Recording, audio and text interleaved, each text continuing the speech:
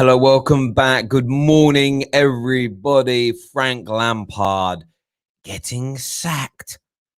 That's the headlines this morning. My DM box, the amount of people sliding into my DMs this morning, as I've never had attention like it. Have you seen this article? Have you heard about Tuchel? Have you heard about Lampard? He has to be Aston Villa. And I will say this, about 50% of the Chelsea fans reaching out to me about this kind of want to lose to Aston Villa. They want Lampard out. They're done with him. They want him sacked. They want Tuchel lined up as the replacement. Tonight's game at home, 5:30 kickoff, Chelsea versus Aston Villa, is absolutely huge. It's huge. It's massive. It's almost gargantuan for the season for Chelsea, because I do think Chelsea fans are overreacting.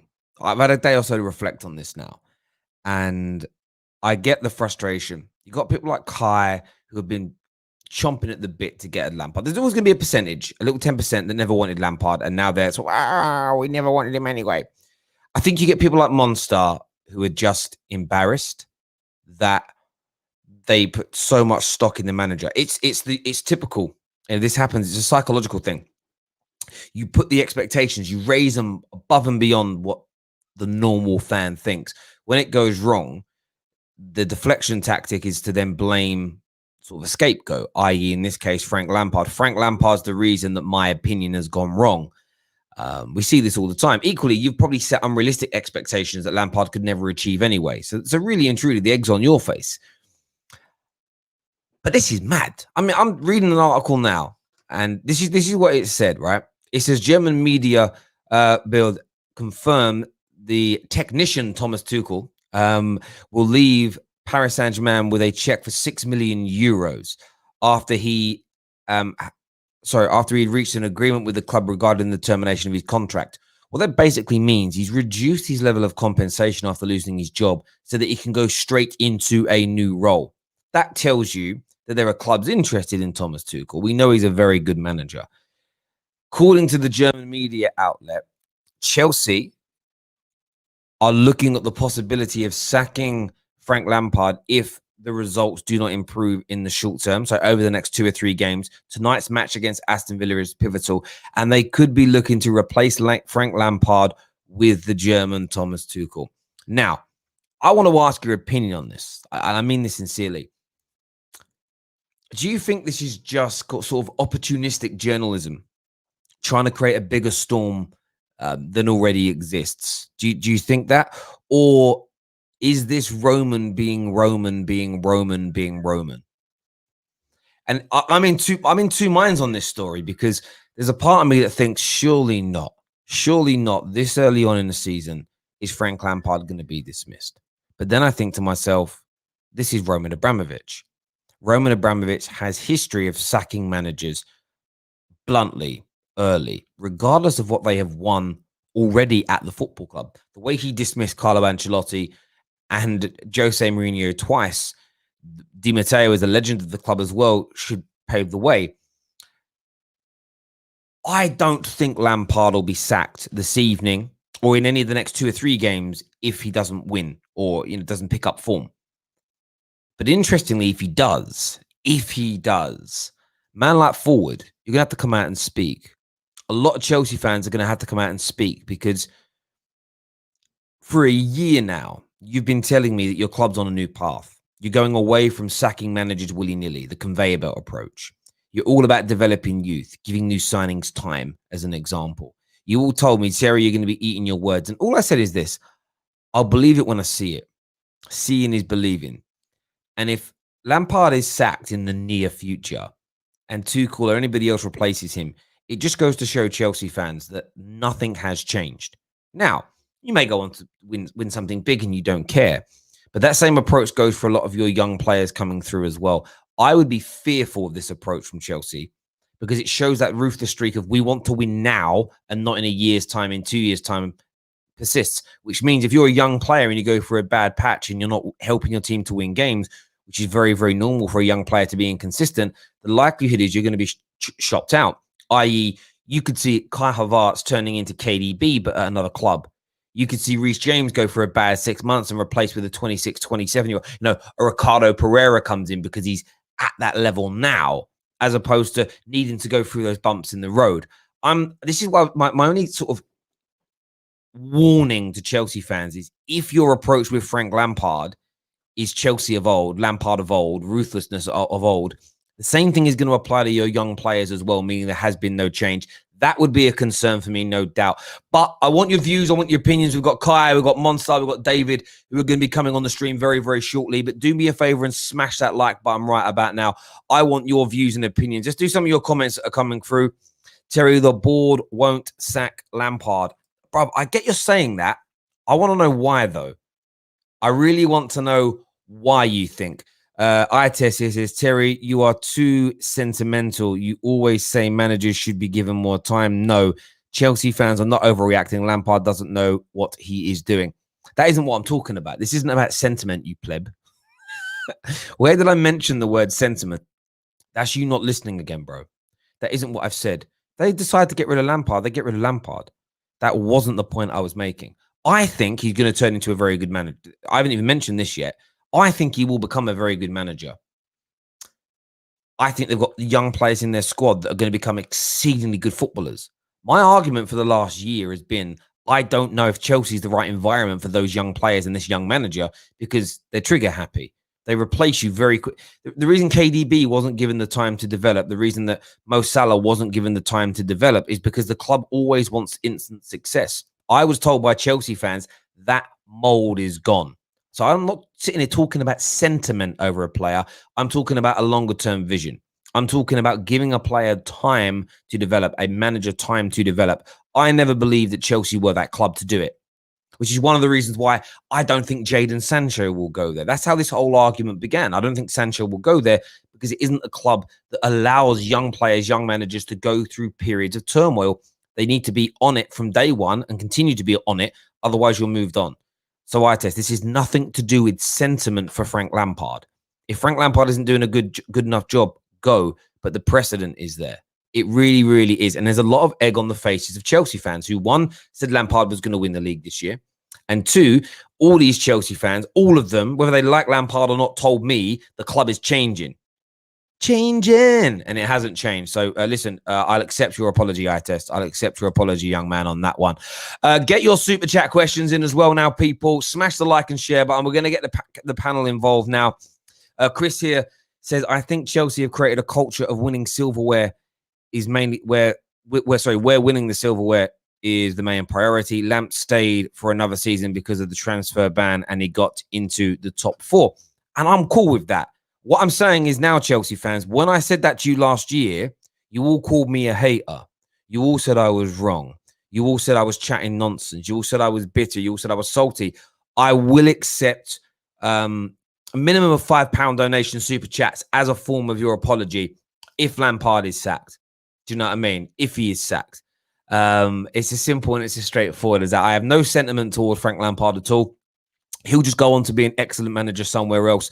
And Kai Havertz will be shipped out within 12 months if he doesn't improve. And so will Reece James and a lot of these other young players. And they'll just go on to be excellent elsewhere. And then we'll come back to this in 2 or 3 years' time. And you'll be doing this, Chelsea fans. What you'll be saying is, oh, why don't we keep Kai Havertz? He's turned into KDB. Why don't we keep this player? He's turned into so-and-so. Chelsea is Chelsea, I suppose. But do you want Frank Lampard sacked? That is the big question. I personally think it's a little bit too soon. That's my personal, and it's not sentiment. I just think it is. A couple more wins and you're back on top. I just think changing now could be too trigger happy. Terry, you're being reactionary now. No, we're reporting on a media story. That's what we're doing. We're going to get the panel involved now. We've got Kaya on the line. We've got Monster on the line. And we've got man like David. But David's got the camera on as well. I'm going to go to David first on this one. What do you make of this news of Thomas Tuchel being linked with Chelsea? Is this just media cannon fodder? Or do you actually think Lampard's job's in danger? I think this is a bit of, he's just been sacked. He's a decent manager. Let's try and put him in the window. I don't actually think Chelsea, I don't think he'd even want to go into a job that fast. Like, he literally got sacked last week. I wouldn't even think that. I think, could he be a Chelsea manager? Yeah, but I don't think he'd do it straight away. I feel like he'd come in the summer. So I said it on Saturday, and my points, my stance is the same.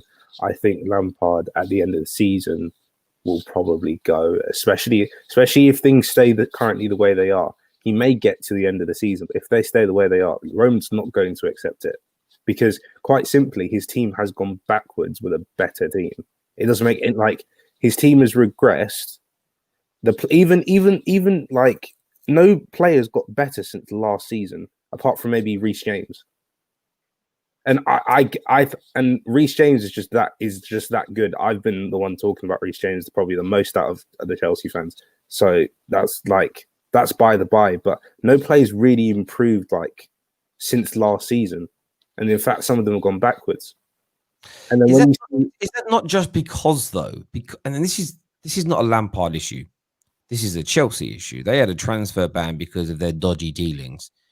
And they've then had one summer. Basically, you've had one summer where you've spread 2 summers worth of transfers into one summer, and it's taken time for everything to gel. And I think you had a pomp period where it was looking really, really good. You've just gone through a little bit of a tough patch. Is this not an overreaction to a tough patch? Does it not still take another 3, 4, 5 months to get these players to gel together? Could you guys not be cutting off your nose to spite your face? And there's a comment here that on a player level that brings this to life. And it says, lol, does this guy actually think we're going to sell Havertz? Lol, a board signing more than a Lampard signing? Lol, rubbish. And I'm sitting there thinking, not now, not this summer. Yeah. But you sold KDB because he wasn't ready. You sold Mo Salah because he wasn't ready. Like Chelsea have a history of not allowing young players who are not killing it from day one to go, the same as your managers. As an example, the only thing I'd say about Havertz is that he was 80 mil, so kind of selling him straight away would kind of affect the investment anyway. So, but I didn't say straight away. Obviously, no, I get that. What I'm saying is that they're slightly different. If Havertz's level doesn't improve by the end of next season, you'll sell him. Because Chelsea do that. If your players don't deliver, and this isn't even an insult against Chelsea, your owner, and I've been saying this for a long time, and maybe now we're starting to see this come to life, and I was told I was a hater for saying this. He cares about winning now. He doesn't care about winning in 5 years' time. So if he signs a player for 80 mil and a player doesn't work, by the way, you'll get good money for selling him. Your club, you guys got trash, but but the thing is, right? I feel like it's only if Lampard was like stably in third right now, this wouldn't be a thing. If he hadn't lost 3 of his last 4 games, it wouldn't have been a thing. It's because the league table again is very close, and he's seeing his team just drop down the table. Like Roman's not going to accept it because he's just seeing a regression from last season. Like I wasn't expecting us to win the league this year or to really do much in the Champions League. I said we might get to the quarterfinal if we're lucky, but it all depends on the draw. I don't think Roman's expectations were going to win the league this season, but I think what he wanted to see was definitely a progression, and so far he hasn't seen that, and in fact he probably regressed more than anything. That would be my. Just David. I'm going to come to yourself in 1 second. There's another person saying, who is going to buy Havertz? Terry is deluded. Listen to me. Loads of clubs will buy Havertz. Listen. Do you know what's annoying me about the reaction? I'm not saying Chelsea is. Listen to the words that are coming out of my mouth. Right? I'm quoting Chris Rock here. I'm not saying this January, this summer, Havertz is going to be sold. I'm talking about precedents.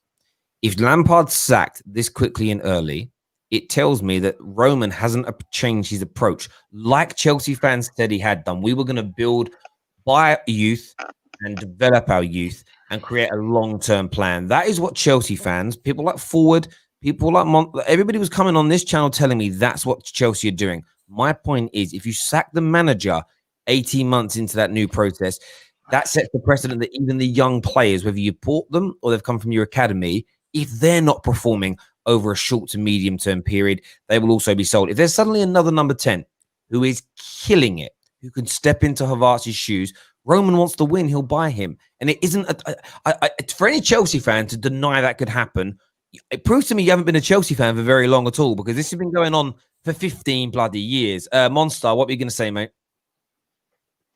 I was going to say the issue I have with Lampard is he hasn't grown. He hasn't evolved as a manager.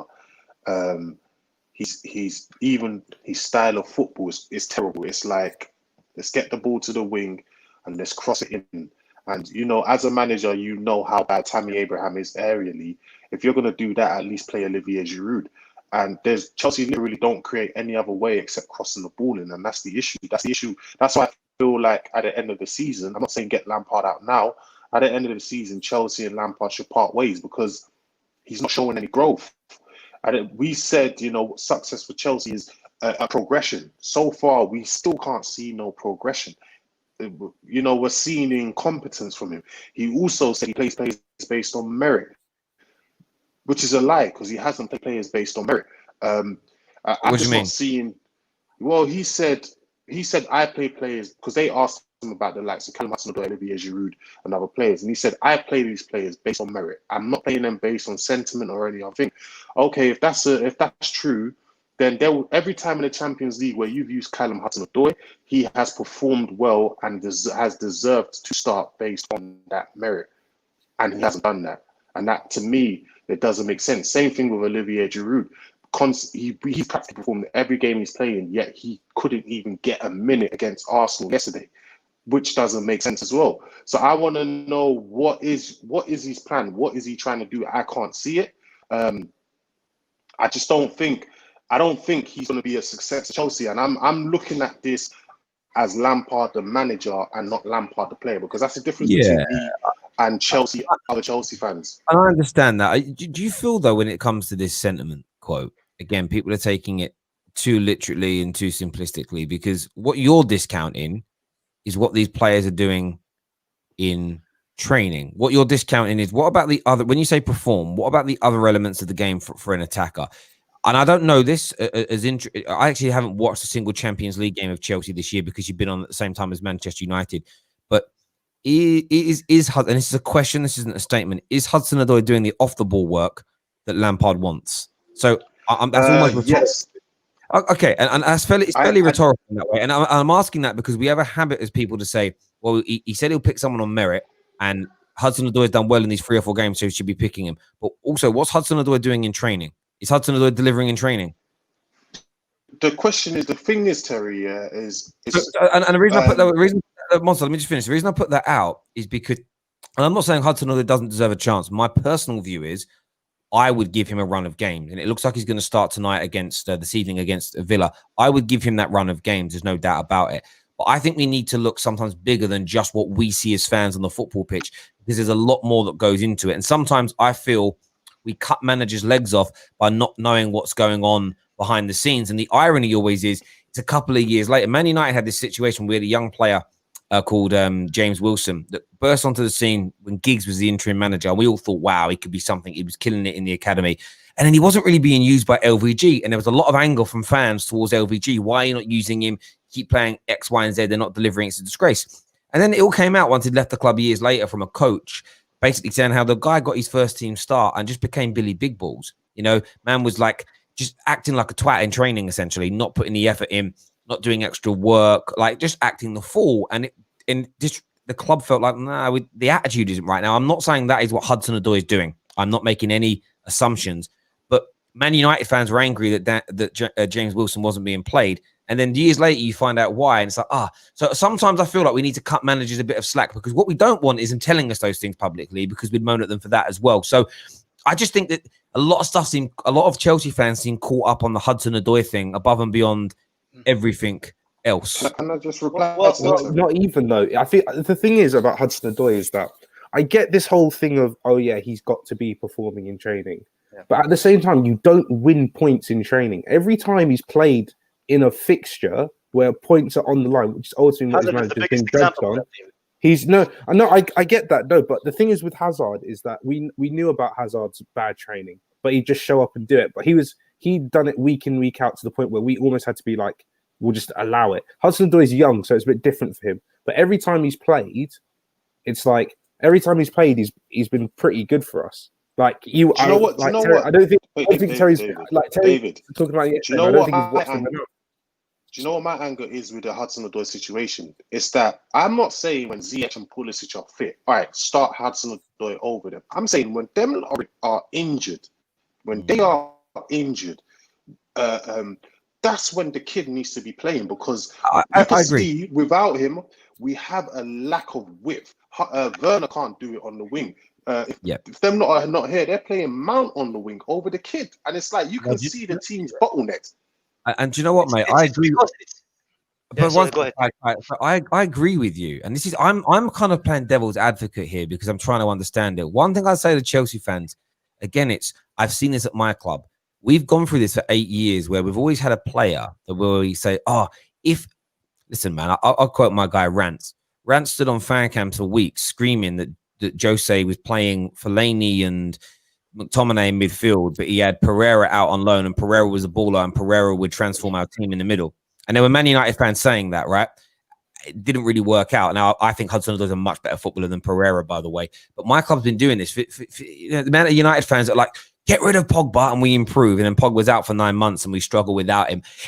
I just feel like if Lampard's as bad as you will say is as the manager, Hudson-Odoi isn't going to make any real difference because the system's still going to be bad. I just think how do I put it? I want to word this in the right way. I feel like it's almost like a deflection tactic. Like Hudson-Odoi might add something different, but if Lampard's really that bad a manager, one additional player isn't going to change anything. Or if it is just one additional player that's needed, then why would you look at sacking Lampard? Like the two things, something about this isn't computing for me. The thing is, he may not be the best manager in the world. Kai, you go. Yeah, Terry, I think this is one of the most beautiful Chelsea squads we had in recent history. I think this is one of the most beautiful Chelsea squad as far as technicality goes. As far as technical ability, it's one of the best squads we had in a while, young squad. And Lampard doesn't accommodate any player other than Mount. Mount is the first team he puts on the team sheet. The other players, he doesn't care where he plays them. He plays Havertz as an 8 when he doesn't have the pressing ability, to do a job as an 8. Same thing with Werner. He plays him off the wing because he just doesn't like Odoi. I don't care about Odoi. I could care less about Odoi. I care about Chelsea. And as far as what I'm seeing, Chelsea is failing. Chelsea is failing, and he keep maintaining that same effing lineup over and over and over and over again. And to me, the definition of insanity is trying the same thing and expecting different results. And the fact of the matter is, Lampard doesn't have a background for me to put faith in him. So far, from what I've seen from him over 2 seasons, his failure is the worst win rate of any other manager at Chelsea. 12 defeats in 1 season, and he's doing it again. We're already 15 games this season. We already lost four games. And what he says, he just keep blaming the players. He doesn't take responsibility for his actions. And now he's going like personally into Werner after the press conference. The fact of the matter is that the way that he handled the game management, even when we were losing to Arsenal, is a disgrace. It shows that he's a championship manager. He's not a Chelsea level manager. And the reality is, give him 5 years in another club, let him develop, and then I would love to have him back. What I like about I cannot have him take Chelsea down.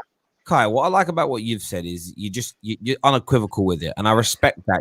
He isn't good enough. That's why other Chelsea fans are confusing me, and I get they all want Hudson-Odoi to be given an opportunity, but your actions in the summer as Chelsea Football Club, and even your actions towards the end of last season, I don't know why. There's just something about Hudson-Odoi, not him the person, him the player. I don't know him well enough, but your club spent like all that money on Pulisic, all that money on Ziyech to be in front of him. You guys got to an FA Cup final and you dropped Willian and you had Pedro leaving and still Hudson-Odoi wasn't picked and chosen. And then he came on and was one of the best players on the pitch. Yeah, and I get that. But what? Forget I understand. No. Ask yourself to stop thinking unless someone wants to I'll tell you what I'm doing. I'm waiting for someone to say what they actually think's going on with Lampard and him, right? Why doesn't Lampard pick him? What's the actual reason? Forget that he loves Mason Mount. There has to be a reason. Whether you think it's bigoted or it's ability based, someone just say, I'm sitting here. I'm trying to not wind you up. I'm trying to get Chelsea fans to say it because forget the new signings. Imagine getting like William being dropped from the squad and then Pedro coming on as a substitute in front of you. That tells you something. And I'm not saying Lampard's right, because if he isn't a good enough manager, then maybe he's missing out on something, right? Maybe he isn't noticing something about Hudson-Odoi, but why isn't he picking him? That's what I need Chelsea fans to make me understand this. And no one is. No one's my only thing would be the defensive work. That could be my only thing about it. Because he's not the best. Even with the defensive work, He's not the even with best the defensive defensively. work. David, even with the defensive work, I saw in the It's not last even game, in the Hadoui, last though. two It's not games. just one player, though. Wait, Kai, let me finish, Kai. Even in the last 2 games in the Champions League, because that was the criticism. People were saying he doesn't press enough, he doesn't track back. What I saw from him in the last 2 games in the Champions League that he played in, he was tracking back. Oh. He was pressing. I was like, "Rah, this guy's actually changed up his game." Against Arsenal, you saw what he could do when he came on. He was probably the man of the match for Chelsea against Arsenal, and he's consistently been doing this season. Yet, he will probably get a game against Villa, but normally what Lampard does is the next game he won't even be in the squad, and that's the problem. What happens again? And listen, I want you to fail because I'm a Man United fan. Let's get this right. There's no doubt. Same as you want us to fail. You want Lampard to stay, Terry. No, I don't want Lampard to stay. It really isn't about that. I think Lampard's going to grow and turn into being a very good football manager. I do. But I've said all along that I don't think it'll go back to what I was saying in the summer. I don't think it'll be at Chelsea. I do think. Yeah, I don't disagree with you. I think he has the potential to be a very good manager. I think Chelsea was the wrong move for him. That's all I'm saying. What happens, Monstar, if Hudson-Odoi gets a run of games and things don't improve overtly for Chelsea and you're still sitting where you are in the league? That's why I think the one thing I say, I think saying this kind of play X and it'll improve. I just always feel like that's a dangerous notion because you put a lot of pressure on that player. You will then make. It's not even player Doy and things will get better. It's not only do you have to play a Doy when Ziyech and Pulisic aren't fit, but also if you're going to do spam cross, play Giroud. If you're going to have Timo Werner, play him at striker. If you want to play Kai Havertz, probably play him at 10 because he's adjusting to a new country. This is my thing. Everyone said, your Havertz and Werner are 2 new players and they need to adjust to England. My thing is, if we knew about them having to adjust to England, why are you going to play them in positions they're not familiar with? Because David's Wi-Fi is frozen. Terry, can I just answer your question already? Can I just answer Terry's question? Terry, if just say Bruno, Pogba, Van der Beek, all these guys, they get injured now. You only have maybe one midfielder left, whether he's from the academy or wherever. Do you play Eric Bailly in midfield? Or do you play that midfielder, the natural midfielder? Which one would you do? I mean, I wouldn't. I would rarely play Eric Bailly in defence with his injury record, but you get my point.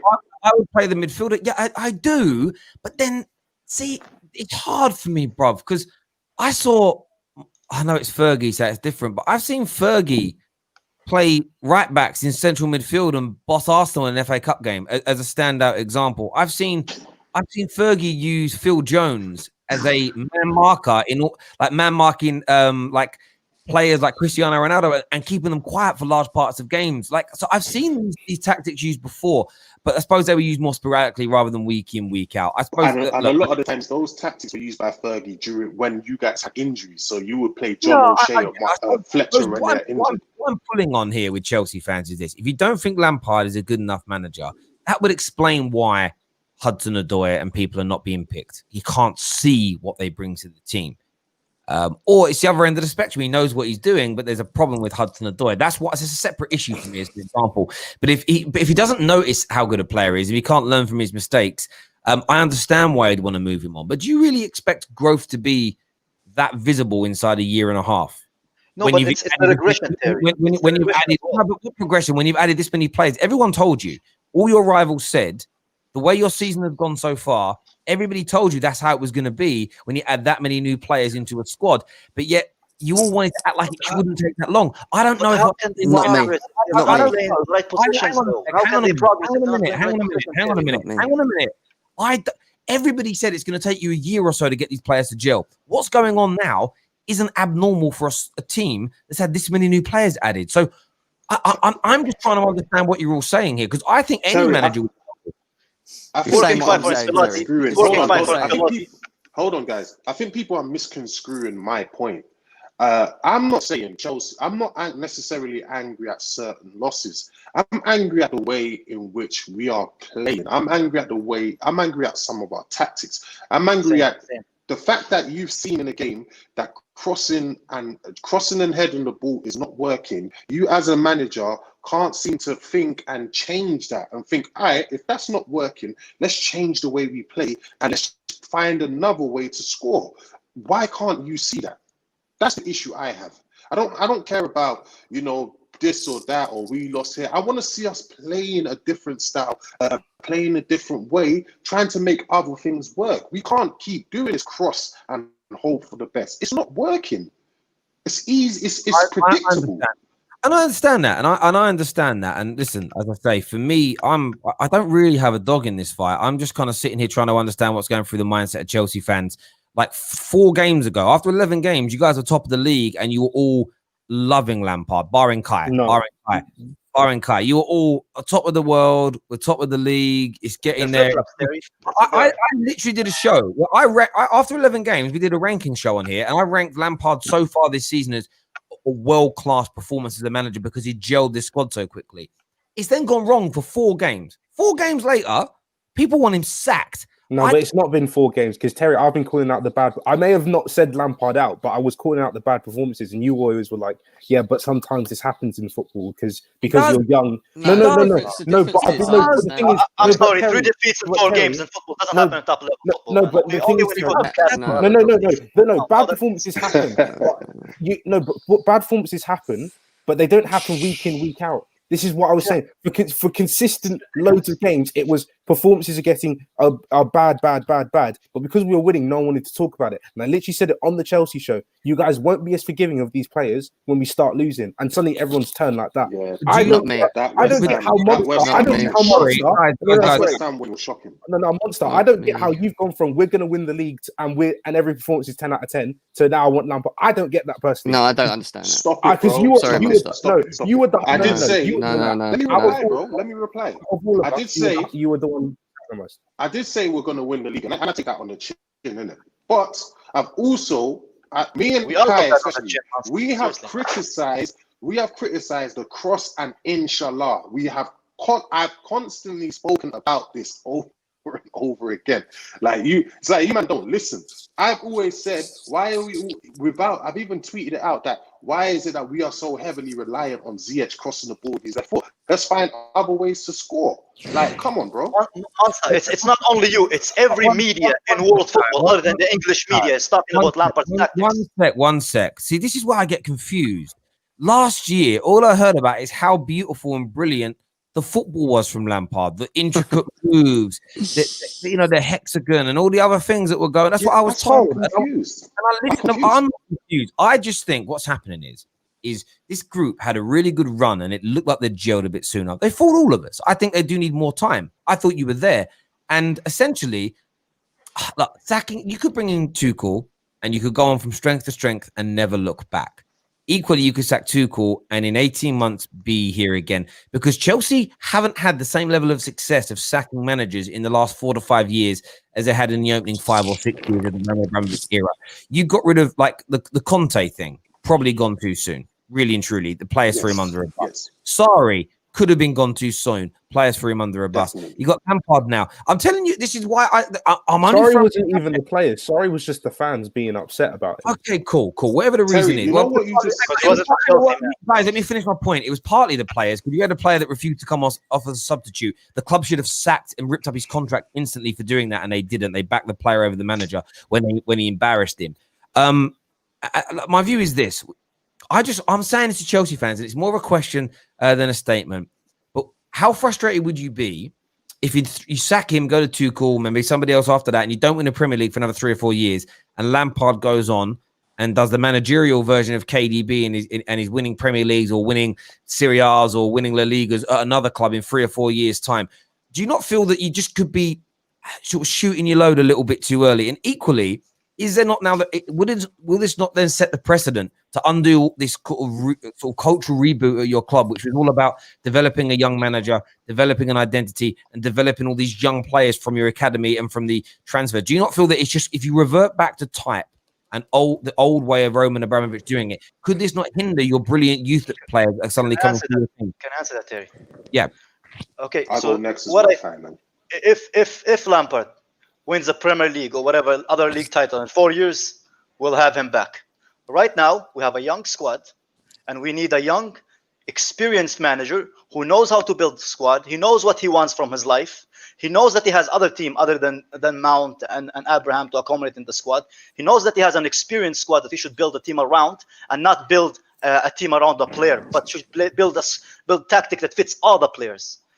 A manager that knows that he can go, that he knows what he wants from his life. He knows that he had this tactics work in another team that isn't in the championship, that knows that what he wants from his tactics, from his players going forward. And then if Lampard's improve in 5-6 years, I would happily take him back. But at the moment, this time, taking the fact that he's a Chelsea manager, if we sack him today, will any other top team say, I'll take Lampard? And when I say top team, I mean top team right now. No. That's my Terry, point. Terry, you are right, in saying that last season, for some reason, we were playing great fluid attacking football, innit? But then this season, we suddenly gone to just one style of football, which I'm very confused as to what happened there, and I don't understand it. Yeah, but I think that's because of all the new players, and it's taking time to gel, and players settling in the country, and you've got a lot of young players as well, including Mount and Tammy and Reece, who will be, like, by definition, young players are inconsistent. Like, the only two players, and I don't watch one of them enough because I don't watch French football, of the last 3 or 4 years that I've seen be very young and be very consistent have been Trent and Mbappe.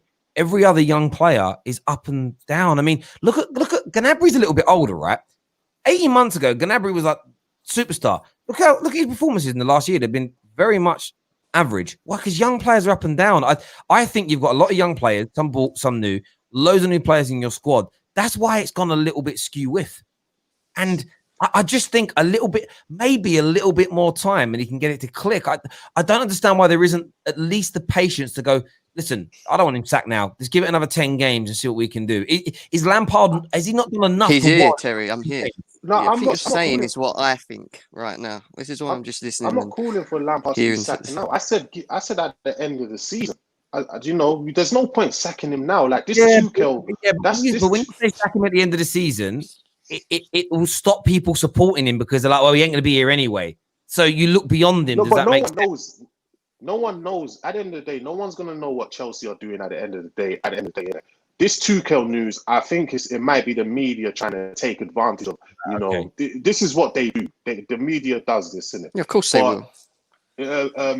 As for Lampard and Chelsea, I'm trying to just see what else. I just want to see something else. I want to, because we are so predictable. I think Mourinho was probably the first person to figure it out. Is he realized if you stop hacking Ziyech, you stop Chelsea.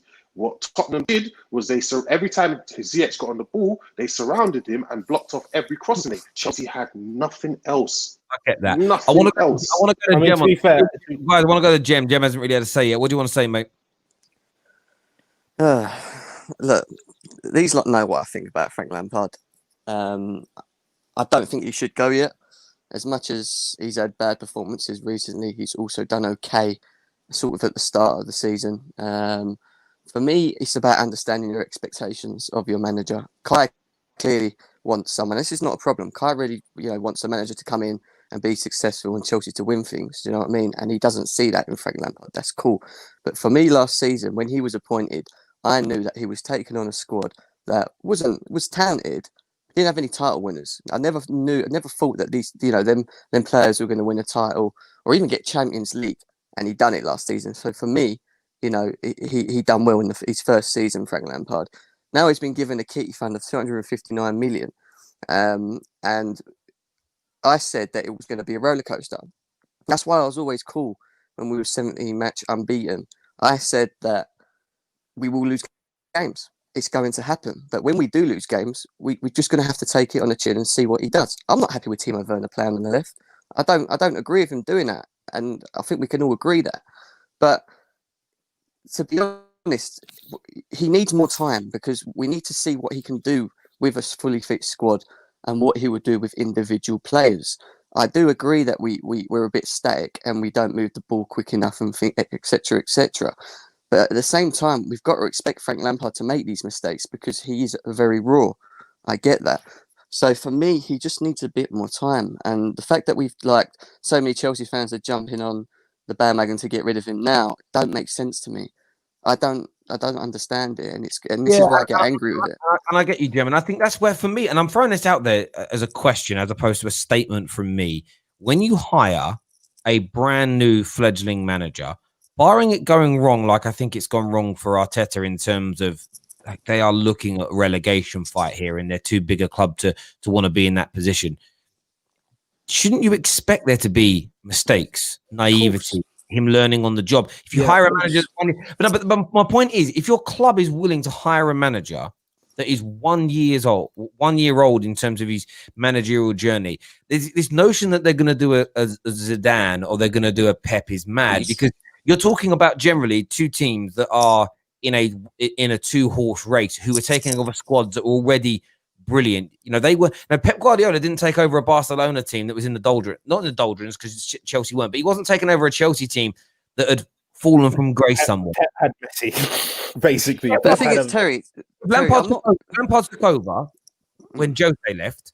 You guys have been doing a lot better than what you are now, if that makes it. Like, I know my point. So concept is always there.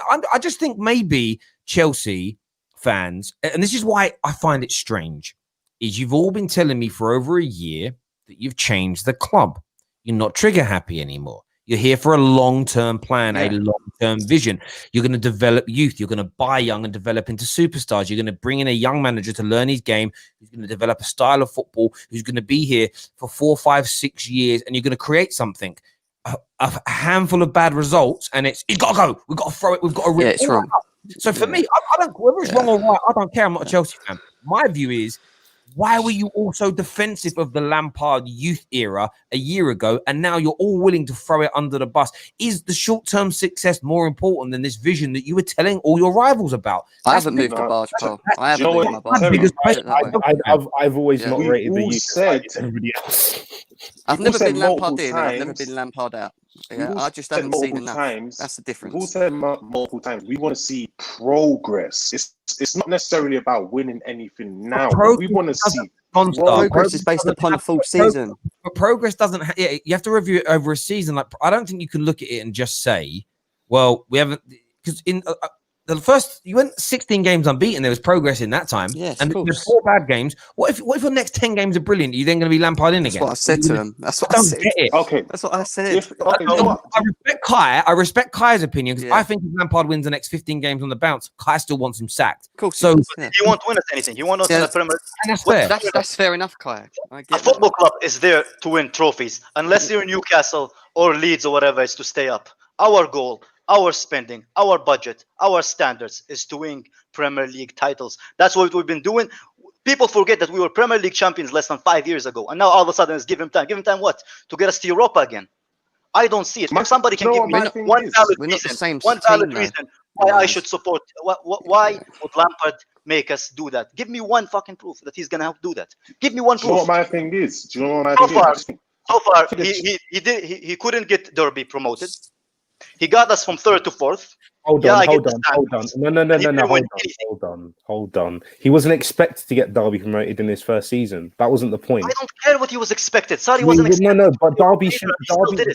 Look at where Derby are. Look at where Derby are now, and compare it to what Lampard. Bro, we're not. Yeah, literally. Our youth academy is more expensive than Derby as a club. Stop having those low ass standards. Do you know what it is? Do you know what it is, Kai? I don't think Chelsea fans are looking at. I personally don't think Chelsea fans in general are looking at Lampard. I just think they're looking at him as a legend. They can't see what everyone else sees. If you can see what everyone else sees, you know what we're talking about. Bro. Trust me. Listen, it doesn't matter. People keep saying it's because Ziyech is injured. If Ziyech was fit, we'd be playing the same type of football. Look at Klopp, man. How many injuries does he have? How many injuries does Ancelotti have? Where are they in the table? I put my money on it. Because one at a time. So if Ziyech is fit and you're playing the same football and it's still not great, then why is there so much anger over Hudson-Odoi not playing? That's That doesn't make sense to me. Like that. Do you get I where said I'm I don't care about Hudson-Odoi is not coming in and saving us in these games. We need to get that out of our head. If We wouldn't have Lampard- won that game Lampard- with Hudson-Odoi Yeah, he on the won't pitch. save us because Lampard is Sorry.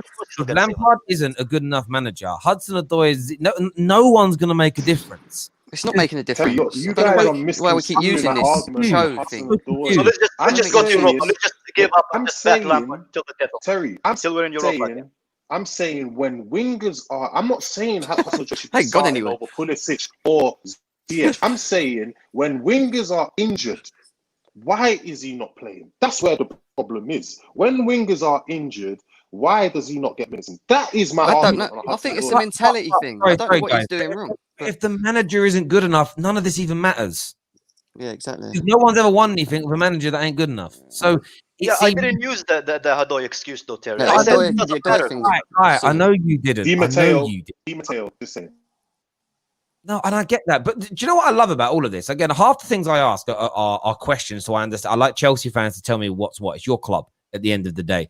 What I'm loving more than anything is the I don't know where forward is. Forward, I know you watch the channel. You don't comment as much anymore, but you actually forward thinking, like semi-abuse me on social media, doesn't watch Chelsea, doesn't understand the club, doesn't know football, stat merchant, and a few other pejoratives thrown in there as well. Just because I said I don't trust that Chelsea have changed their ways in terms of sacking managers quickly, I still don't think you've changed your ways when it comes to young players. And I know Chelsea fans don't want to hear this, but if Reece James had a bad 6 months and it cost you games and cost you help It'd be towards dropped. Champions League place, you guys would go out and buy someone more experienced and better, because Roman's mentality is like Kai's mentality. I want to win now. Yeah. That's Bayern Munich's mentality. That's Real Madrid's mentality. Why should we have the same mentality? That's the mentality that's won us games the last 15 years. And it's easier for them to do that. Kai. So this is where I think Chelsea fans, though, need a history lesson. Those clubs have that mentality, but they have built the model, which Chelsea fans have been telling me you're in the process of building now under Lampard, where you can just replace a manager. Chelsea's model of doing the conveyor belt manager approach only worked when you were the only team in Europe with superpowers financially. As soon as your superpowers with money were diluted by City, by Paris Saint-Germain, by the new TV deal money in the UK, giving every club an extra £100 million a year, look at your level of success versus the first 9 years, because you've not been able to buy your way through it. Now, I'm not condoning that as an approach, and I'm not trying to diminish the achievements. But since you've not been a powerhouse financially, that approach hasn't worked with as much success. How many leagues have you won in the last 8 years, 9 years? Is it two? It's two. Yeah. Two. Compare that to the first 8-9 years. And other trophies within that. So the point I'm making is it hasn't worked with the same regularity. And we had this big debate on it. I think some of you were even part of it, where maybe Chelsea now looking at the kind of City model, which has been to build an amazing base and a process at the club that any top level coach can come in and manage. Liverpool have now built that. You can imagine that when Klopp leaves and another top manager comes in, things are going to run 90% the same. Bayern Munich, they literally went from struggling one season to replacing the manager to going on and winning the treble. Why? Because there is a sustainable model that works. I don't know with Abramovich in this era of football where his money isn't as potent as it used to be, whether he can just keep going from style to style, manager to manager, just spending big, and he's going to win multiple Premier Leagues and Champions League likes he want. I think you need a base project to build out from, because he doesn't have the same financial clout in terms of comparatively to others anymore. So that would be my concern as a Chelsea fan. You know what, Terry? I trust. The facts don't lie. I trust Roman Abramovich, because this man has won us 4 more Premier Leagues than the so-called now model that Liverpool is talking about. A Champions League, 8 FA Cup, 7 Capital One Cups. I can go on and on and on and on and on. I trust he knows what he's doing.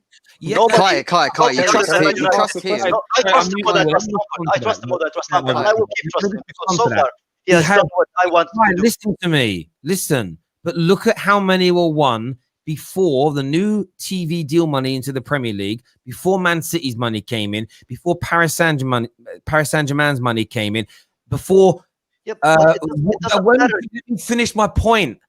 Before Wolves billionaire owners came in, before City's billionaire owners came in, right? Before Everton's billionaire owners came, I might have just repeated them. Someone's comment here says, but they spent 222 million. Yeah, they did. But I didn't say they wouldn't spend money anymore, you pleb. I said it's comparative. Chelsea used to be able to blow every club in Europe out the water financially. Scott Parker would have a good 16 months, 25 million there. Sean Wright-Phillips would have a good few months, 27 million there. It's hard to buy clubs now. Chelsea, what they were doing for years is what Man United were doing, but they could do it better than us. They were going, right, them two players at those two clubs, like mid-table clubs in England, are doing well. We'll buy him. We're not even going to play this guy. We're just going to send him out on loan, but we're going to buy him anyway. You don't have that clout anymore because people don't need to sell as much because of the new TV money. The majority of Roman's trophies came before those clubs got money and before the new TV deal money. I do think you need to build a sustainable model, process, and approach to be able to get back to winning at that level again. I do. I agree with you. I agree. Terry, can I ask But a question? Can I ask a question? I do agree with you that we need a young manager, but we need a young manager who knows what he's doing, not the one who's learning on the job. That's my. I agree with you that we need. And I don't disagree with that. And take Lampard away from it for a moment. Again, I think people are getting clouded by Lampard. Listen to what I'm saying. I agree with you. You can still spend big money, and yes, you spent 250 this year. That was primarily though because you went to a summer without spending. If you spread that across 2 summers, spending like what would that be over 200? 120. Again, 125 isn't how much. Like Everton have been spending that. Do you know what I mean? Yeah. You're not spending. This is the point, Chelsea fans.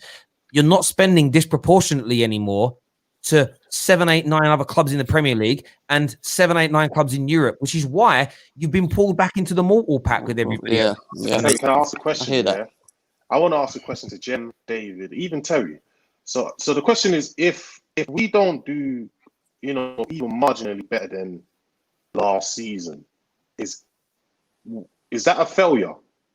What do you mean by marginally better? Yeah, what are you talking about? If we don't perform or even get to the level of what we did last season, so maybe where we are in the table, maybe let's not even use points. Let's just say our position in the table.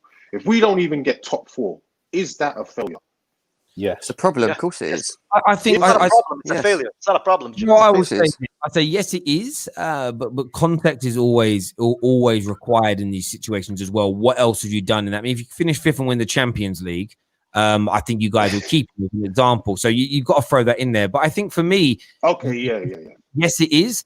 But at the same time, again, most Chelsea fans said we were being salty. But when every United fan, every Tottenham fan, every Arsenal fan, every Liverpool fan on this show, on the panel, said it could take you a year plus to get all these new players to gel, you all disregarded it like we were being disrespectful. And that's a decision for the board internally to make because But Terry, you don't want to throw the baby out with the bathwater. If what's happening right now is expected within football, a lot of people said signing that many new players in one go was too much. Maybe you were better off only bringing 3 or 4 in this summer and bringing the next 3 or 4 in next year and making maybe I know you didn't want to, but maybe extending a few contracts of the players you let go just so there was a better transition period. Like maybe we'll never know. We didn't even let that many. Terry, we didn't even let that many players go. Majority of the players that were there last season are here this season, isn't it? Majority. I hear. Look, it's going to be an interesting one. It's going to be an interesting one for me. Tonight's game, though, boys. I mean, you're playing Villa. It's. I think for Lampard it is because one sec, guys. What's your head saying about this game? Are you confident? Are you fearful? What's going on? It'll be a draw. I'm interested to see what he's going to do with this squad because bearing in mind we played 2 days. Bearing in mind we played 2 days ago, I think he's going to have to. I think you're going to see a change in players and who's going to be playing, and I want to see that. I want to see something different from him. So let's see. It's all. I've already said I don't want to see Reece James. I don't want to see Chilwell. I don't want to see Mason Mount. I don't want to see Mateo Kovacic. I don't want to see Mason Mount. I don't want no. It's not only Mason Mount. Hang on a minute. You just named the best. I want to see like 6. I want to see 6 David. Not playing. David, cool, but who's coming in for all those 6 players? Because Reece James and Chilwell aren't fit. All right, they're not. So Aspie and Emerson will come in. I want to see. We definitely have. That's where our biggest depth is. We definitely have the midfielders that can come in and replace Mason Mount and Mateo Kovacic. I'm not having a go at Mount. I'm just saying these players playing literally playing 2 games in like 3 days isn't realistic. I don't think Kante will play. then I'd maybe not even Kante. I don't even think Thiago Silva's going to play. I think Rudiger's going to come in, and I don't want to see. I don't want to see Tammy playing either. Like literally, I know he's our top goal scorer. I don't want to see Werner unless he's playing striker. I don't want to hear about who you don't want to see. I want to hear about who you want to see. I want to see Havertz today. I want to see Havertz today. But I'm not confident. I want player names, man. Come on. All these changes, but who are you bringing in? Billy Gilmore? David, we know the people you like. Come on, name them. Okay. I want to see Havertz. Hudson-Odoi is already confirmed starting. I expect to see Giroud because I want to see Werner down the middle, but something tells me Frank thinks he's a winger. I want to see Havertz, but I also want to see a formation change. I want to see us go back to a 4-2-3-1, try and be a bit more secure and play Havertz in his proper position. Yeah, and it's a 6-pointer as well because Villa are the same point as us with 2 games in hand.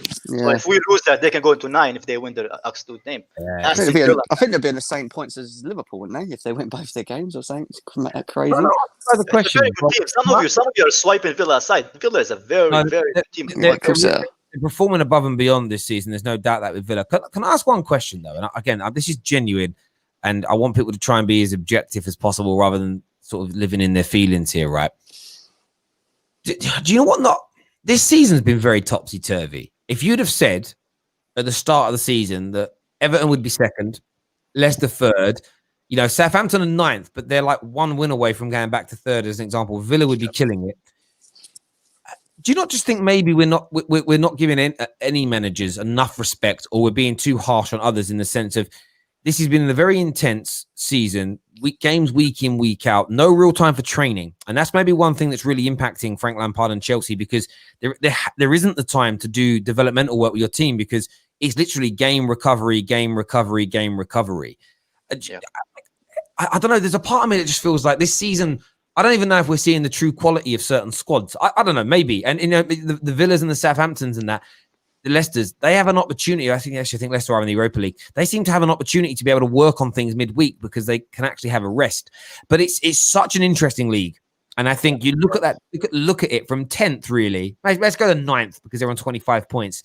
There's 4 points between 9th and 2nd. It's a madness. And do you know what? Even with Liverpool, right? There's only 7 points between 9th and top of the league. Yeah, it's mad. That's not much. Really that's what I mean by context. You could be 8th but finish 1 point off. You could imagine Chelsea get 10 more points than last year but finish 8th but only 1 point off 2nd. Is that a bad? It doesn't matter. We should always look at ourselves and what I don't look at other teams because that's not what we should look at. We should look at ourselves. Yeah, Terry as well. Everyone's. I don't care what other it's teams. Not just Chelsea. Everyone's going through the same situation. Everton. Did Everton have a preseason? They had the same thing as us. They're above us. Same thing with Leicester. The difference between us and those teams, Chelsea, Man United, all these teams, they have the squads to deal with this. Do you know what I mean? And we should be dealing with it. And it's part of the game. This is why we're big teams. So we don't. I hear that. I think that's fair. It's an amazing set of games tonight. Obviously, Palace are playing Leicester. I hope the ability merchants turn up tonight against Leicester and actually put their ability into practice. Obviously, got your game against Aston Villa, and then I think it's Everton. I mean, Everton versus City. I mean, Everton can put themselves. They won't go top because of goal difference, but they can put themselves back joint on with Liverpool with a victory over Man City, which would be absolutely amazing. It's just the 3 games today are huge, and then you've got Wolves, Man United tomorrow, which is massive as well. Because again, Wolves win and they suddenly throw themselves back into that top 4 mix. Man United win. I'm still shocked. I'm shocked we're in 4th, to be honest with you. I did not see it coming in a month of Sundays, but it's going to be an interesting one tonight. I actually hope that Hudson-Odoi starts. I look, on a real level, I hope he has a good game. What's really do. For the game? I think you'll win. I think you're going to win 3-1. I think it's going to be a 2-2 draw. No, I don't want you predicting our games no more. Stop it. Stop it. Nah, man. No more draws, man. He predicted us everything. You know what, Terry? FA Cup, you predicted that we win. Yeah, we got destroyed.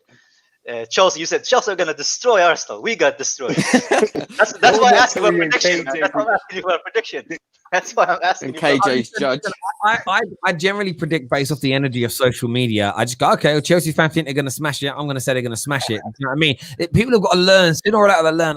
Terry reflects what the majority of a fan base is saying about their own club. That's what I do. right? I don't want to. I don't need. I'm not here.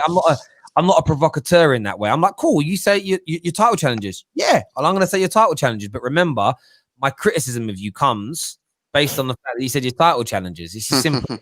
Again, only one person here put us in a title challenge. Let me just mention that. But I'm talking about social media Chelsea fans put you in it, right?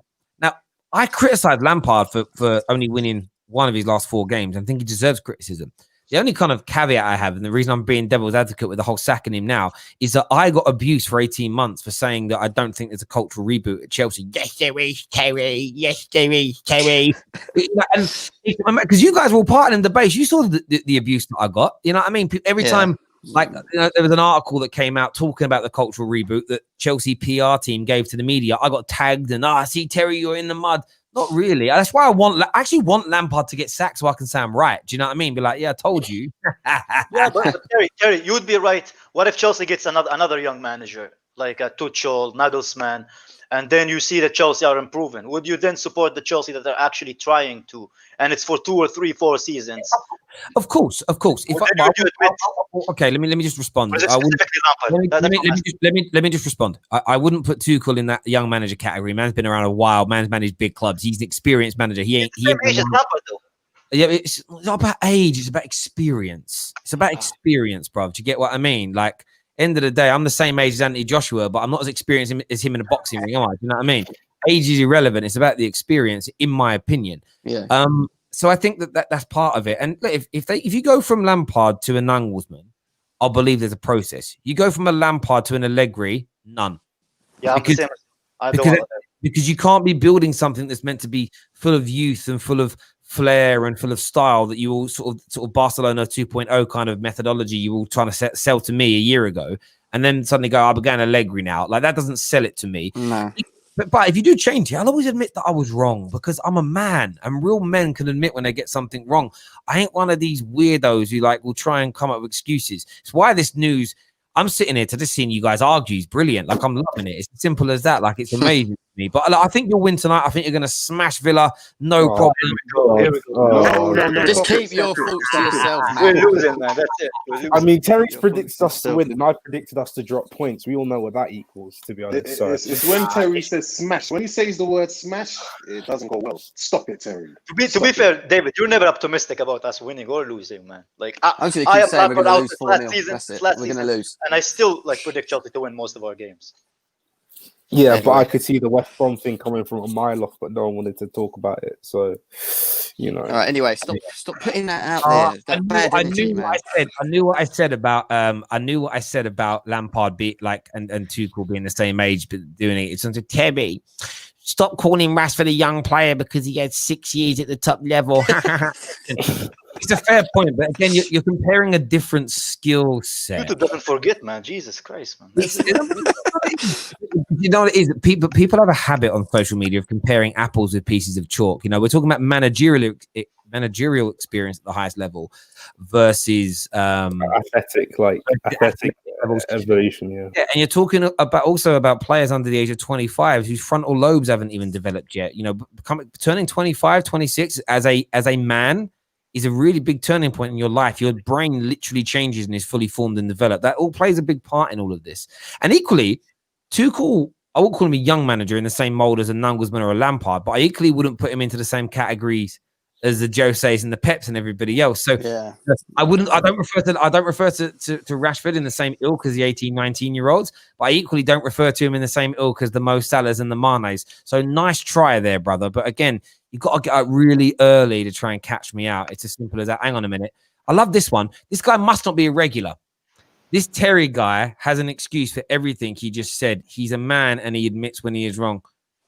That don't make sense.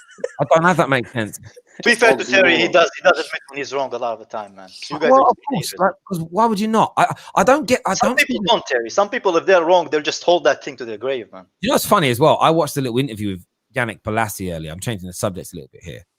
They asked him about Bruno Fernandes. It's on the Beautiful Game podcast, and his response has confused me. This is Yannick.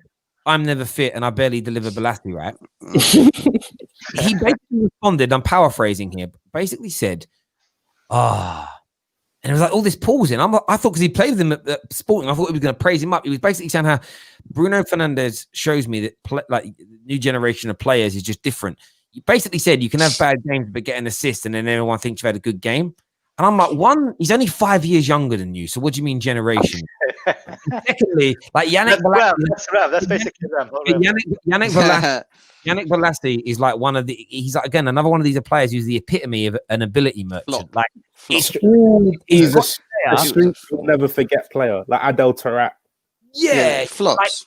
But I was just listening to it and I'm thinking, and then he goes on to say in the same podcast that James Rodriguez is the best number 10 in the Premier League. And I'm like, this guy's an ability merchant. And what he sees in James Rodriguez is a slightly better version of himself. But when he sees a KDB and a Bruno that actually deliver, that hurts him. Listen, Yannick, I'm only playing here, but I think he looks at a Bruno, and I think he looks at a Raheem Sterling. I think he looks at like a KDB. I think these players hurt him because they deliver. What he likes about James is there's all the ability there, but like lots of inconsistency. And he's like, oh, yeah, I'm going to rate this guy because I'm an ability merchant. I watched maybe about 2/3 of the podcast, and I'm listening to it, and I'm just thinking, all that couldn't pop in my head is ding, ding, ding, ability merchant. That's all I could have kept on. And you could almost hear it in him. And like, he's had a good, listen, I wish I was as good as Yannick Bolasie at football, but guy made me laugh. He could be friends with James. He needs to go back to Mandan Palace, in the words of KJ. He needs to go back. Do you know what? I didn't realize he was still at Everton. You love the most, Terry. Apparently, you have an agenda against Palace. Interestingly, I mean, I don't know what's going on at the football club, but he's definitely better than Iwobi. Like what I will say, like Yannick Bolasie, definitely better than Iwobi in my opinion. Iwobi's a shocking player. The question is, will he deliver the way Iwobi's delivering though? Iwobi's not delivering. He's doing all right. No, he's not. He's so inconsistent. It's ridiculous. If you think he's delivering, you ain't watched Everton. I swear on my life. He's not good. He's awful. Yeah, he's had a couple of these. There's a comment here from MU that says Bolasie is right about Bruno, though. I'm not gonna lie. Do you know what's interesting with Bruno? There have been a fan as well. Hang on a second, guys. There have been some games where Bruno has been average and maybe stuck in a penalty or whatever, and it's like there's a stat that goes along with the game, right? But the vast majority of games that he's played in, he has been such the difference. So if you're an eye test guy, like there's been so many games where he's done that. So the game against the Leicester, he had one mistake where he gave the ball away that helped lead to a goal. So if you criticize him for that, no doubt. But even players that don't have good stats do those things at times. But literally, the guy put 2 crosses into the box that were just like out of this world. Rashford should have scored one. The other got defended so beautifully. There was 2 or 3 other good through balls on counter-attacks that put players in. And then there was the finish. And you know, it's sort of like, but some people want to deduce it down to being, he didn't have a good game just because he got a goal and an assist, Terry. It's like, nah, he really did. Like, he was so good. And I love how it's, listen, I've seen this more and more in recent times, kind of, outputters with good ability, people want to reduce them to just being stat padders, and I'm even starting to see it with KDB a little bit now. People are changing their mindset with him. It's very weird. I just think people reflect on their own lives and they're like, I'm better than my boss. I could do a better job than my boss, but I didn't get the promotion. It's the football generation we live in. They're the ones who love the ability merchants. And I'm better at the job than you. You only got it because you bring apples into the boss. Do you know what I mean? It's one of them ones. I love it. Too much FIFA players, analogies, man, are classic, man. I love it. I think Bolasie got gassed because he got that 4-3 card, isn't it? Maybe that's what it is, isn't it? So you got that what? Is he still at Everton? David knows what I'm talking about. You got that what? You got that what? He's talking about freeze FIFA. card. They gave him some excellent card on FIFA, so now he thinks he's all that. Do you know what? Listen, if I was picking a team to come play 5-a-side or play in a playground, Bolasie would be someone I'd pick 100%. If I'm picking a team to actually play a professional game of football, he wouldn't be on the bench. Like, he really wouldn't. He wouldn't. Yeah. And I mean that in a nice way. Like, honestly, like I just wouldn't. I wouldn't have it. Do you know what I mean? It's as simple as that. I would. On the show, honestly, I'm going to wind people up here. Mark Albrighton has had a better professional career than Yannick Bolasie. That's fair enough. He's one thing, though, isn't he? You can't even argue that. He's one thing. Who hasn't? What does it say here? Bolasie is rude. He destroyed defenders for a living. Yeah, but he didn't do anything with it. Yeah, I mean, this is the thing, though. But this is it. No, I've come to the conclusion of, and I'm not having a go at Balassi here. Listen, Balassi doesn't know who I am. He'll never know who I am. And that's fair enough. I'm not really worried about that. I'm not going to tag him in anything. And, Balassi, I said you're rubbish. Like, I don't think he's a rubbish footballer. I think there are two different mindsets when it comes to watching football. I think some people would enjoy it, win, lose, or draw, if there was brilliant skills and entertaining moments. Where for me, if there was all of that and my team doesn't win, I don't give a shit about it. Yeah. It only impresses me when it's a bit like a boxer. Like if you're doing all the foot shots, do you know what the Yannick Balassis remind me of? Have you ever seen that? I can't show it because I get copyrighted. There's a video of this boxer, like a lightweight guy, who comes into the ring dancing. And and then he gets in the ring, giving it all the big, and then he gets knocked out. Yannick Balassi is a footballer, like all the flair, all the footwork, all the bobbing and weaving, and then bang, spark code. Like that's the thing.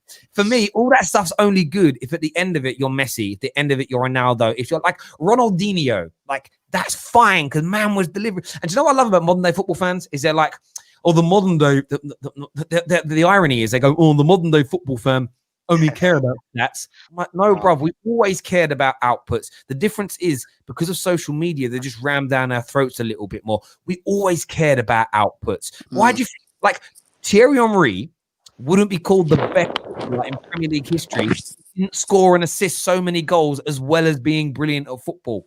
If man was scoring 5 goals a season, we wouldn't say he's the best ever just because of his ability. It was because there was ability and output. Shearer, ability and output. Steven Gerrard, ability and output. Lampard, ability and output. Look at every player that's heralded in the Premier League for the last 30 years. And then positional-wise, look at their outputs. Amazing. Literally amazing. What they did. So this, we only care about outputs now, is the when Diego Maradona died. I get that some people hate how the English press have always portrayed him as being a cheat, and they kind of deduce his career down to being that hand of God moment. And I get that, which that is overkill and stupid. But you have, I literally saw people in comments giving it like when I was on LFT Day Trippers. He was a proper footballer in the era where nobody cared about stats. His stats. Someone even said in the comments, his stats weren't even that great, but still regarded as one of the best ever, maybe the best. I'm like, bro, go and look at his stats, man. Yeah, exactly. Hundreds of goals and hundreds of assists. The guy got like in one World Cup, he's got a record of like the most goals scored and assisted in any one World Cup. The guy delivered goals and assists as well. But the thing is that things weren't calculated back then in the same way because games weren't watched with the same frequency. So remember, it's only since 2004 that assists in the Premier League have been accurately counted. And I've still said for years, they should go back now. Opta must have the manpower to go back and watch all the Premier League games prior to that. It could be a 2-3 year project and redo the stats based on today's standards. And I guarantee you the Ryan Giggs, the Steven Gerrards, the Lampards of this world, the Zolas, you'll see their numbers fly up by 30, 50, 60%. And it will show, the Paul Gascoignes of this world. Gascoigne was all about... I guarantee you Gascoigne has got a good 100 assists that nobody knows about because they weren't calculated in the same way back then. Yeah. They should do it with goal line technology as well. Maybe we'll win another Champions League. England, Germany. We've only gone to 2-2 in those games. Someone here says Paul Scholes, low stats. Paul Scholes' stats when he played as an attacking midfielder were not low.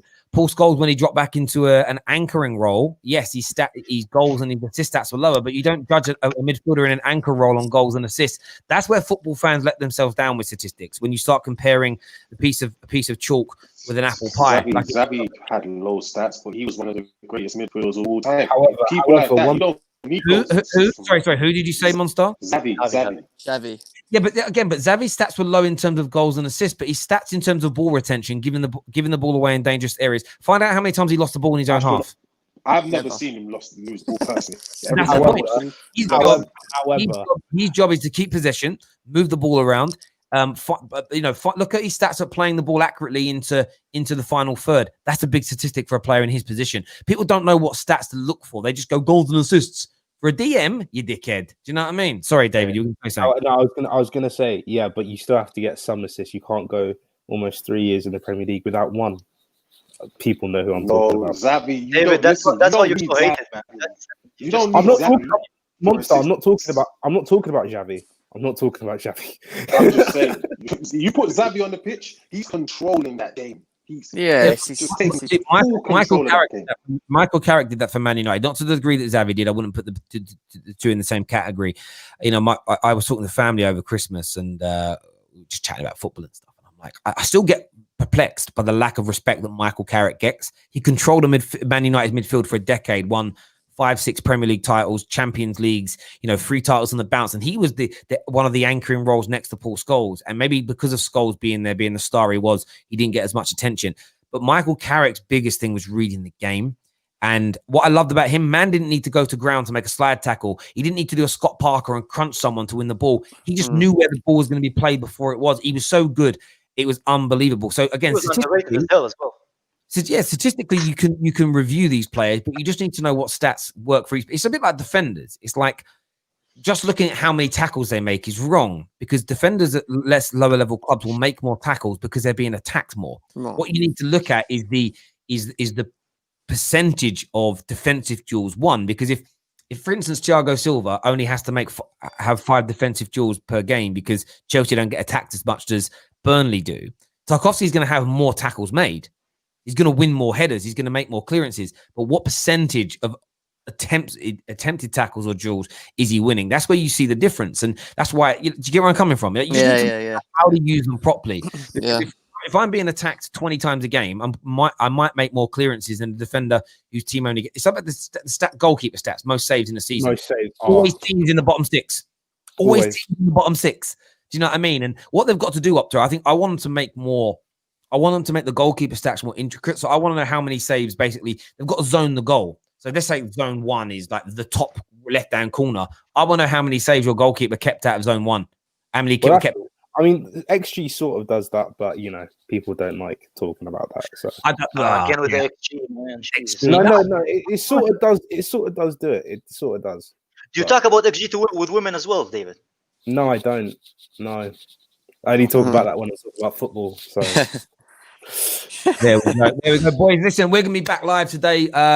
Definitely live after Chelsea versus Villa. Chelsea gonna smash it. They're gonna smash it. Oh, stop it. And then we're gonna be live again after the Everton Man City game as well. Might throw in a little one because I think soon we might have to inaugurate Leicester into the football terrace. Top I think 6. we might have to inaugurate. Well, no, top 7 we're gonna do. I'm not giving up. No, stop. I have made an executive decision at the football terrace that Arsenal have been given tenure. They've been given tenure. Because you're friends with Adam, David, and you just don't want to sack him. Yeah. I've given Arsenal tenure, which means they've got a stay of execution no matter what they do. So they'll be here for life. They've been given tenure on the football terrace. It's a simple. Well, even if they hit Championship and they're playing Millwall next season. Yes, they've been given tenure. Wait, do you know how many views Terry would get about talking about Ashton Gate away? Ashton Gate, it'd be absolutely beautiful. Honestly. Someone here, look, I love these trying to get me again. Terry, you love stats. Then why Ronaldo over Messi? Messi averages 43 goals a season and 14 assists. Ronaldo averages 38 and 9. Messi over Ronaldo all day. Well, one, you're doing it on stats, so that's kind of an oxymoronic comment to make in the first place. So listen to what I say, right? So for me, I compare two players on ability first, and then stats come second. So I wouldn't compare Messi's stats versus a player a level or 2 below him, like Ziyech, right? On stats, even in an individual season, because I think that's crazy, right? And yes, Messi's stats for some people work out better. Where I put Ronaldo above Lionel Messi is what he's done at an international level. What I also do is the fact that Ronaldo has gone. He's done something which is just astronomical, where he has gone to 3 different countries and delivered at the highest level. And I think those achievements just make it just slightly put him in front. However, when I pick Ronaldo over Messi, I'm doing it purely on personal preference and my Manchester United bias. So at the end of the day, you can throw your stats at me all you want. I'm always going to love Cristiano Ronaldo more. And and the real thing is personal preference. And this is the thing I say to a lot of people. I think Bruno Fernandes is better than KDB. Do you know why? It's because Bruno does things in games that I like more. The way he scores, the attitude that he has, the fight that he shows, entertains and invigorates me more as a football fan. And that's what Ronaldo excites me more as a football fan than Messi. So I'm always going to prefer him. But I don't care about the debate because I don't care whether you three love Messi more than Ronaldo and you've got 10 reasons to why he's better. They're both phenomenal, man. They were both phenomenal. And I don't really get involved in the debates in that way. It's a simple. Ronaldo's better. That's it, man. It's just Yeah. Wait, who did you say? Messi won. Messi won the Messi won the Olympics. Go on. Won the Olympics. I do prefer Messi over Ronaldo, by the way. This is a gift, man. International trophies, mate. International trophy. You know what? I test this. I test is equivalent to the capoeira in MMA, man. That's I test, man. Oh my god, I just got that as well. If we're counting Ronaldo's Nations League, we count Messi's Olympics. That's it for me. That's stupid. These are the comments I love. Mo here says that's BS. He hasn't delivered at Juve. He's been stat padding at Juve, in my opinion. Messi versus Ronaldo is a myth. Messi is clear as a footballer. And listen, bro, and that's why I don't get into intricate, deep, sort of detailed, granular debates over one player versus another as a general rule. And I just throw out a comment of who I think's the best because that's your opinion that he's clear as a footballer. And you're entitled to it, Mo. I'm going to let you have it. I don't care that you think that. I literally... It is what it is. I'm now just going to get on with the rest of my life because it's a pointless debate. I think Bruno is better than KDB. If that triggers you and you want to spend a week trying to stack it as to why, cool. The only time I get triggered about these things is when people try and diminish a player's quality. So where I will defend or get involved in these debates is where people try and act like Ronaldo is a stat padder, he's crap, he's trash, he's overrated. Then I'll step in because you're disrespecting him to win your point.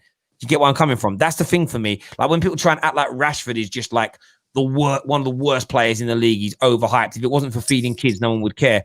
Then I'll defend him. If you want to come out and say Martial is 10 times better than Rashford, cool. I don't give a damn anymore. It's just pointless debating it with people. What do you base your thoughts on Bruno being better than KDB? Just on form or just overall better player, better footballer? Like what's it based on? The output's a part of it, but that isn't the be all and end all. What I like about Bruno is the way Bruno for me is the perfect combination between ability and passion. Where I love the way he fights. I love the way he looks angry when things don't go his way. I love the way he leads people. I think he's got those qualities are how do I put this? They, for me, are underrated in a footballer. The mentality, the winning mindset that he's got. And I love how he wears his heart on his sleeve. These things are very subjective for me. They're very much me and my feeling. It's a preference. Yeah, it's a preference thing. Yeah. It's what it comes down to. You know, some people prefer brunette, some people prefer blonde, some people prefer ginger. I don't care. For me, that's what it's something about Bruno from day one. It just clicked with me, and I like him. It's a preference. Now, then he's wearing your shirt as well. I mean, we all have players based on our team. So Man United, right? I've had lots of favorite players. Rooney, I loved him as a player. Same reason, right? Yeah. My favorite footballer, I would probably say of all time, if I was to really narrow it down, is Teddy Sheringham. And what I loved about him is the man couldn't run. The man had no athleticism, but the guy I love the way he played. Watching him excited me. So he's my favorite footballer. But would I say he's better than Alan Shearer? I preferred him to Alan Shearer on a preference, but I know he's not a better footballer than Shearer. However, if their outputs were similar, I would always pick Sheringham. So do you get where?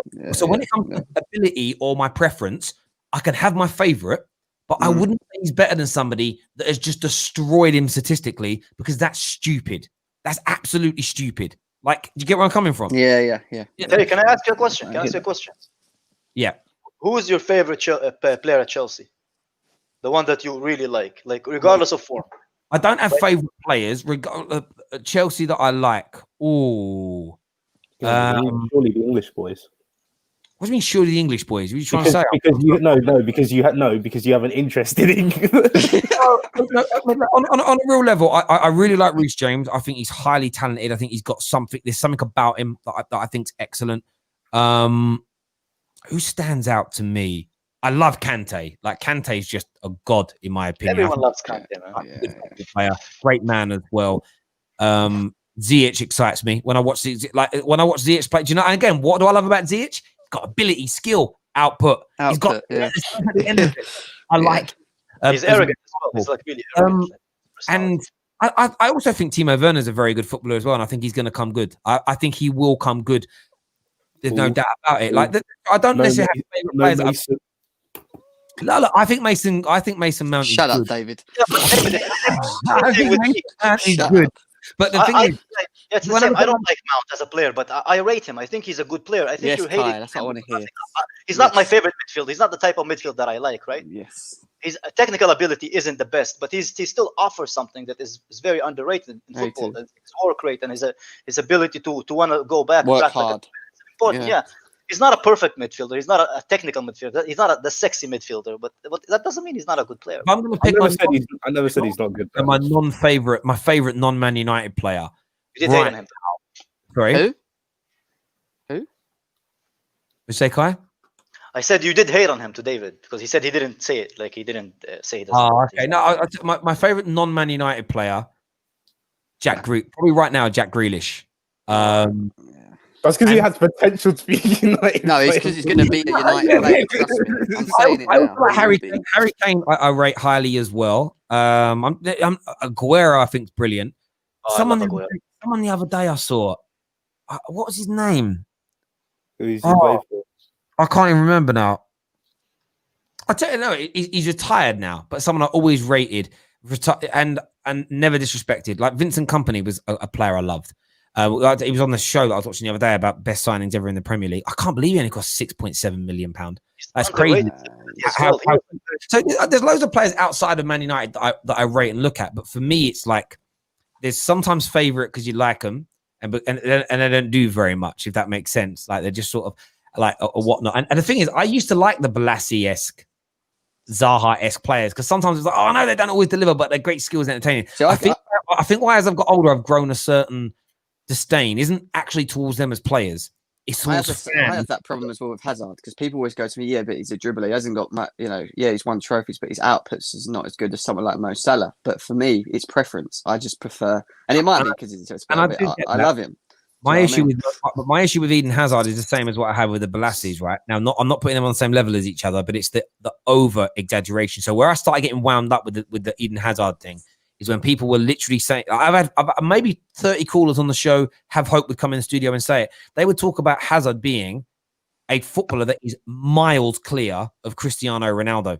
No, that's stupid. They were stupid in the world. And for me, that kind of over exaggeration, maybe as I've become an old man, has made me makes me shout at clouds. Do you get what I'm saying? Really angry. And I think, I think the Balassis and the Zahas are good Premier League football players. But when I start hearing people throw words around like great, should be here, worth this, worth that, I just get angry. I'm like, oh, and maybe I'm angry because I look at these people and think, oh, if you go through life judging everything based on ability instead of the deliverance, you're going to be a very angry person growing up because you're not going to do so well. Trust me, brother. There's a comment here that says Tuchel. Is it Tuchel or Tuchel? Because I hear people say different. I think it's Tuchel. Tuchel. It's definitely not Tuchel. I'll tell you that. So we just call him Thomas, right? Thomas. You a Ty, man. That's what Ty does. He calls all the players like they're his friends, you know. Thomas. He's a highly technical manager who plays an attacking brand and is fluent in German, English, and French. He is responsible for PSG's best ever season, despite being sabotaged by his director of football. No brainer. Strip Bear hasn't put a super chat in a while. Here she is. Strip Bear's back with a super chat and says, "Fact: Billy Gilmore, if given some minutes, would own Mount within a year. Facts hurt." Do you know why she's saying that? Because she's Scottish. Scottish Strip Bear. Yeah, she's Scottish. No one can know. You threw it. I can't do it. I just want. By the way, Terry, can I sue Prime for identity theft? By the way. Yeah, why did Prime have your picture on? I still don't know, man. And he tried to trick me and put a picture of himself whenever I logged to He's using your picture to pull women. Good try, man. I'm about to say that. Is that a picture of your girlfriend on there as well? Who? On your profile, the woman. Yeah. See, this is. I wonder if Prime has got a few Facebook accounts set up with Kai's face. Kai's face. Kai's a good-looking guy. I can chat to girls. Oh, can you imagine? What would you do, Kai, if he was using your identity to catfish? He probably is. I honestly think he already is. He already is. talking to girls like they're trading codes on a football pitch. He's on Tinder. He's on Tinder using Kai's picture. And you know what the biggest mistake I made, Terry? I added him on my Instagram. I added him into my personal Instagram. Oh, he's taking all your pictures, bro. Oh, He's yeah, definitely. You know what he's doing? He's messaging Maya saying, "Hi Maya, I'm so and so, and I'm over 6 foot." He's definitely definitely saying I'm over 6 foot. Bro. He's I can't believe he's done. Honestly, you're taking if he used my picture. Not that he would. Why would you want this fat old man on your profile? But if he used my picture, I swear to God, honestly, he'd be getting the people's elbow in his jaw, bruv, like 100%. Madness. Having said that, though, there is an element of like, I don't know, I've never been used as a catfish, but I wonder if people feel pride if your pictures. I mean, when you look at that, David and me, we're too ugly. No one's going to use us as a catfish. Wow. Hi, Jacob. I know you get attention, David. I know. Oh, hang on a minute. Oh, see, sorry, guys. We've found one. We've found one.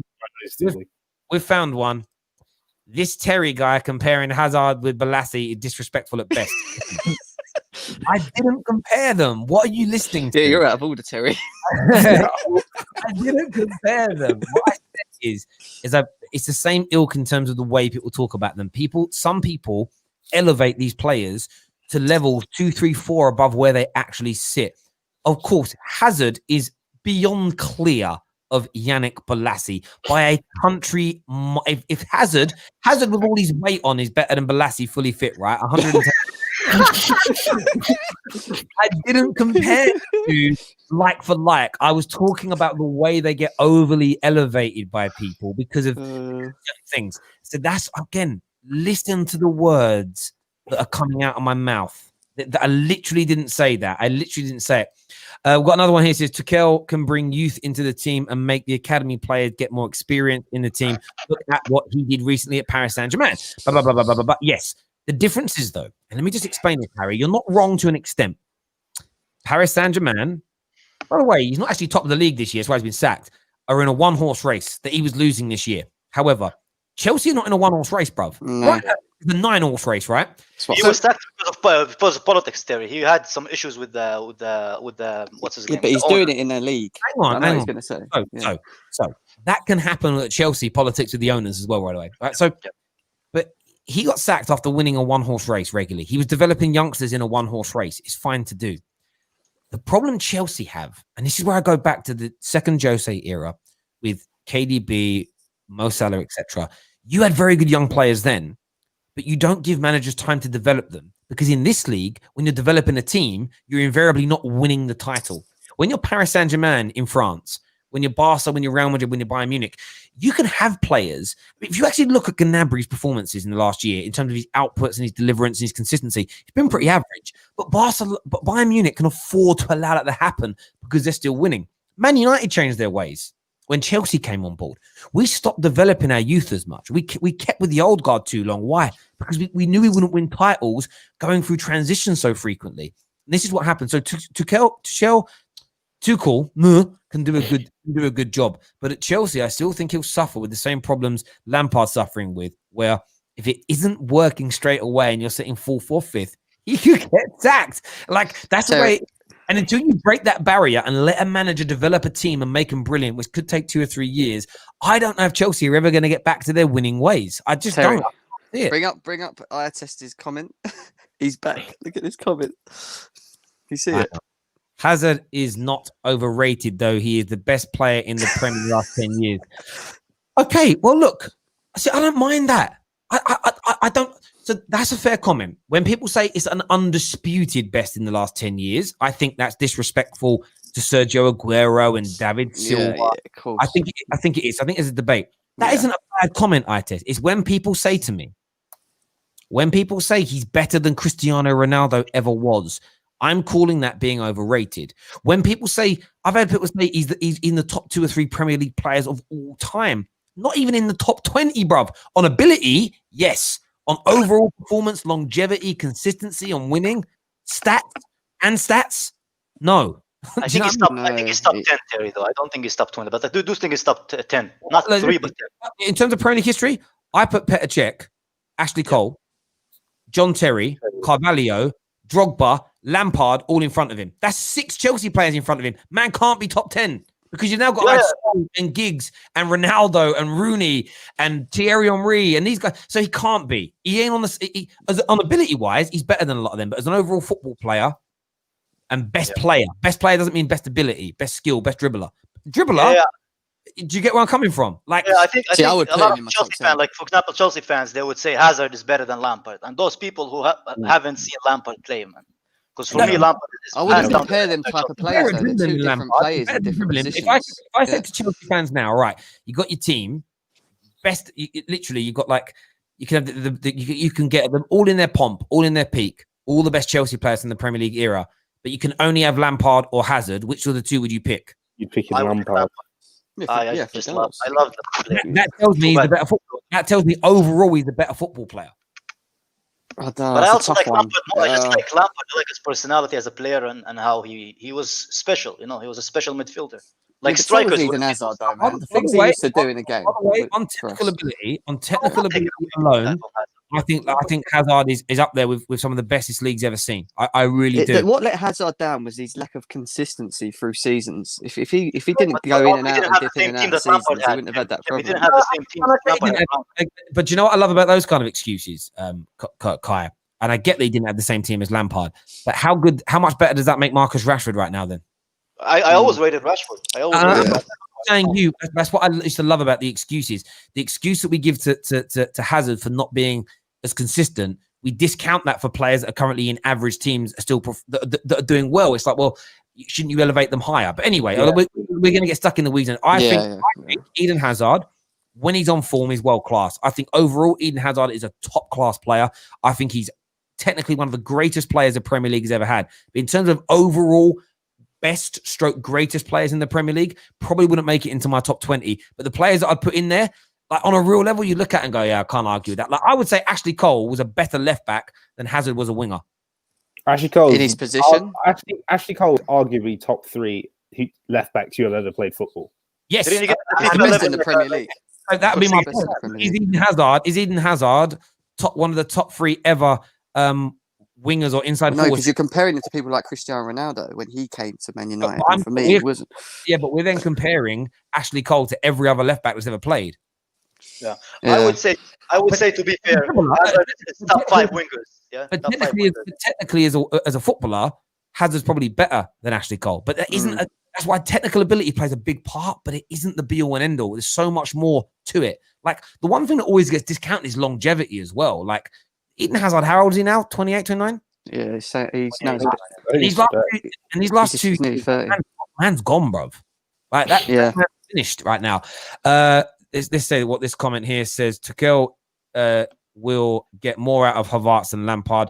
Lampard has done nothing for his confidence, just playing him out of position. Listen, he may very well do that indeed. Listen, we've been on for an hour and 40 minutes. I only said I was going to be on for an hour. I'm in my house now. I've just lost control. I left the kids by themselves. I didn't really. We all have like 3 nannies there, Terry. Yeah. I know. I don't have nannies. I love reading these. I love how easy it is to trigger people. By the way, I do think Mo Salah has been better in the Premier League than Eden Hazard as well. But then that's just my preference. It's a preference. It's a good Hazard is way better than Salah. Salah is What's up with this way better stuff, man? It's unsubjective. See, this is what happens, you see. So, like, Mo Salah's part of a really good team, so people want to play that down. By that logic, it undoes how good Lampard, John Terry, Drogba, Ashley Cole were. Yeah, you can't. Yes or no? You can't. This is what happens to Liverpool fans, right? A lot of Liverpool fans recently said to me, no matter how many goals Rashford scores, if he doesn't win a Premier League, he can't be regarded as elite. And I'm like, be careful, because Steven Gerrard didn't win. But, you know, it's the mindset check. People just change their logic and mindset to win your battles. Yeah.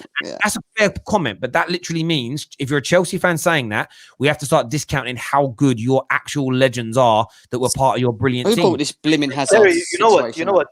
This type of comments really annoy me because that Chelsea from 14-15 season was a very, very, very underrated team.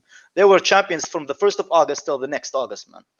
They was a were good they team. moved from It was. first. Yeah, it It's was so a good team. underrated. So when people say comments like this, they're taking away from Fabregas. Why have you done this? Because Why downstairs are it's going to be like, Why are they oh, comparing well, each other? Rashford, you're under 23 forward. Like, I already know his response. on, I man. already That's know what he's silly. going to say.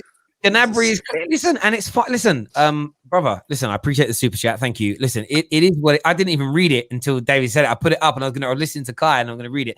I mean, listen, you can say he's clear. The irony is this: you can say he's clear all you want, but I wouldn't take Gnabry over Rashford for love nor money.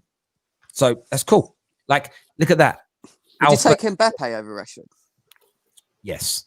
So there is a difference. There is a difference in levels. Yeah, that's what we're trying to say. People think I'm like deluded for having my opinions. Like, I'm not stupid. No, I have my preferences. It's like I said before, Teddy Sheringham was my favorite player. But if someone said, "Yo, if you sell Teddy Sheringham, you've got to go back to that era, and you can have Gabriel Batistuta or you can have R9," I wouldn't have kept Sheringham. Yeah, I'm done with it. Terry. About the Chelsea thing, it's kind of like an urgent thing, yeah. Now Jan came out with a tweet saying that, and same with CFC Bayern, stating that Tuchel is on the short list for Chelsea if Lampard keeps dropping. He's gonna have. Imagine if it happens. if he loses these next If he couple of loses games. tonight, Yeah. Jim is like, dry those tears. Dry. No, those-" I listen, Kai. You know I'm at Lampard in or out.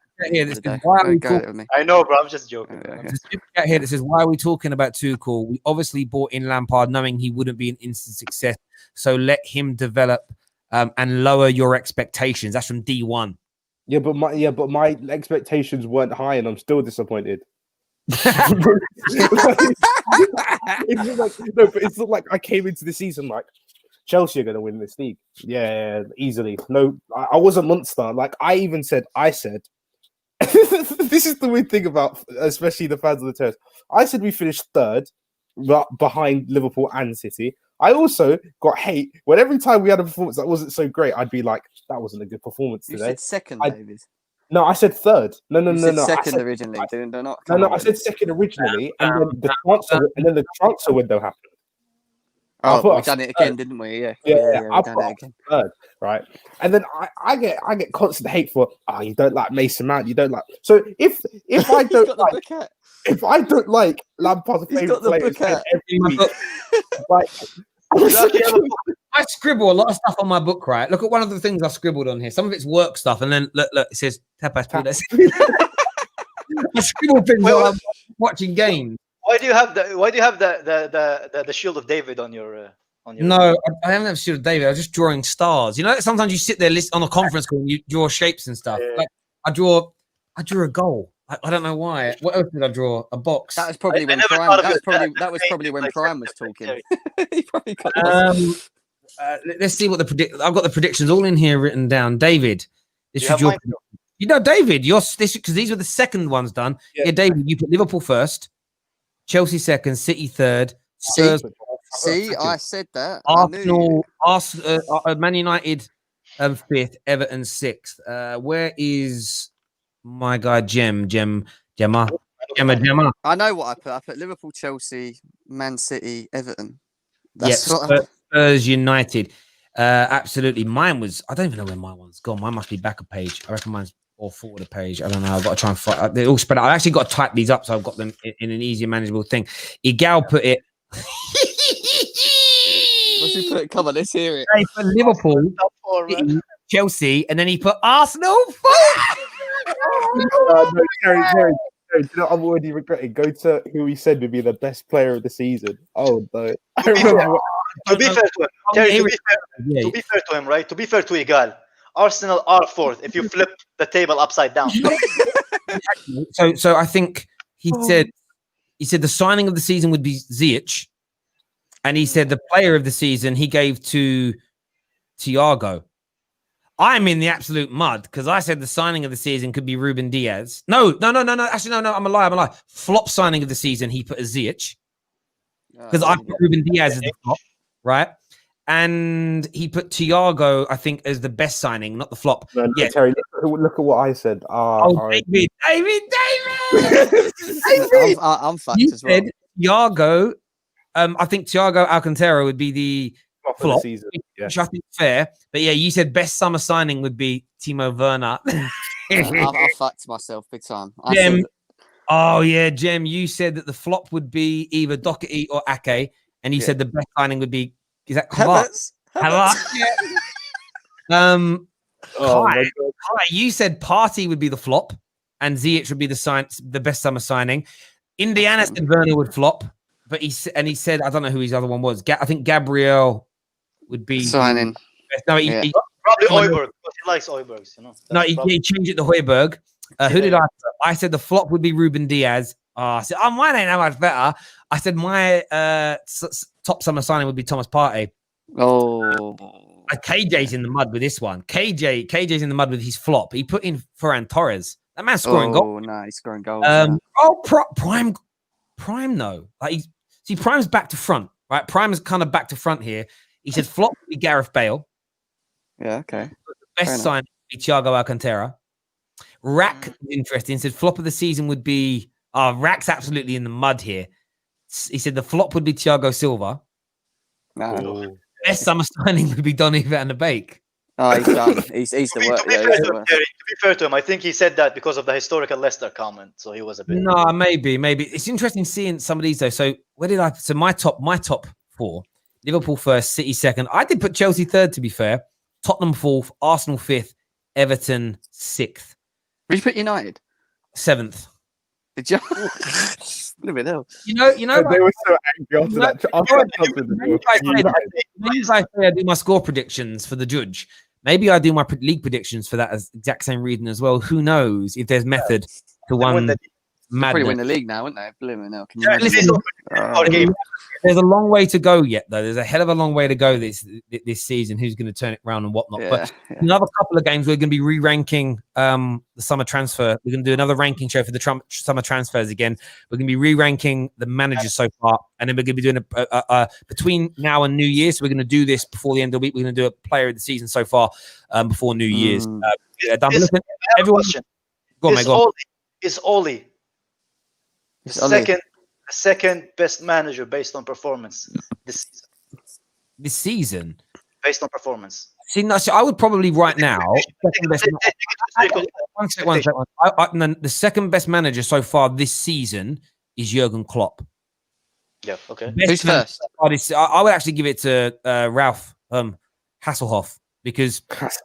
He's such an underrated. What about Ancelotti? Ancelotti's doing. Hang on a second, guys. Hang on. I know he's sitting not here, but Ancelotti's regarded as a world-class manager.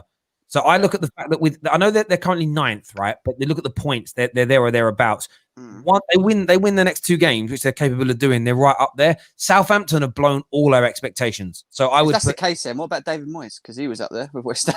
David Moyes is done. David Moyes could be in the top 5. I also think Dean Smith's got to be in the top 5 managers so far this season. Yeah, definitely. And who would you say is the worst? Who would you say is like the worst? Second from bottom has got to be Wilder. No, Wilder, second from bottom. And then worst manager so far this season has got to be Arteta. Yeah, isn't it? He shouldn't be there.